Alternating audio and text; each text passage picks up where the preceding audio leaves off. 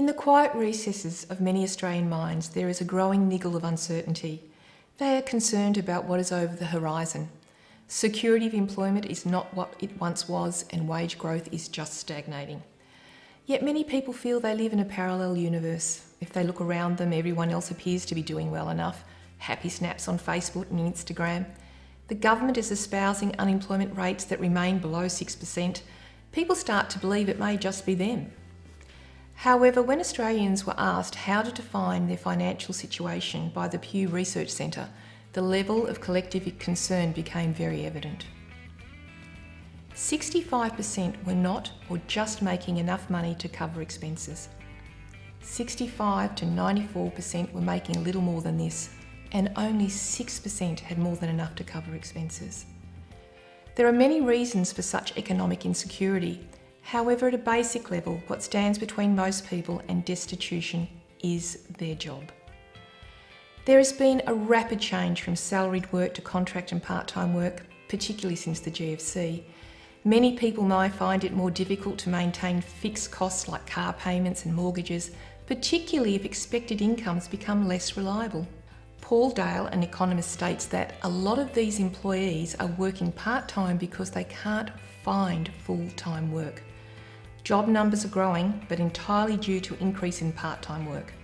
This change in working hours is fundamentally changing how many families financially operate. It has moved from balancing fixed costs with an expected fixed income to balancing fixed costs with a variable or less reliable income. It's unlikely that employment trends are going to reverse back to full-time salary work, particularly as organisations march further into the technological revolution.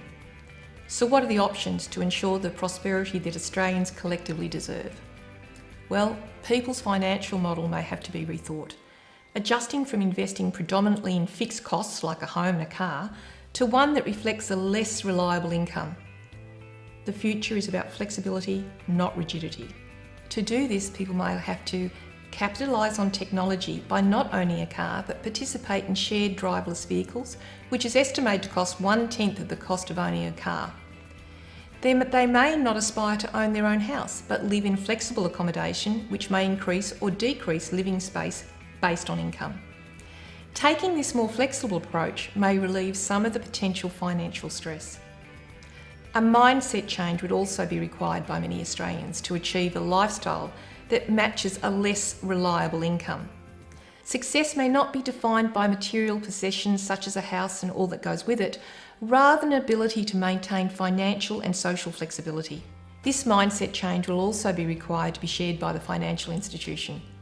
They will also be required to operate differently, developing flexible lending systems that it can help support their customers, particularly when incomes are not guaranteed. Who knows what the future holds? But what is clear is we must think and dream differently about our collective future. Can you imagine defining the prosperous Australian, relieved from the financial burden of fixed costs, as one who spends more time nurturing relationships and teaching their children about quality of time, not the quality of possessions? First to dream, then to believe it is possible. You are halfway there. Do you dare to dream of an alternative solution?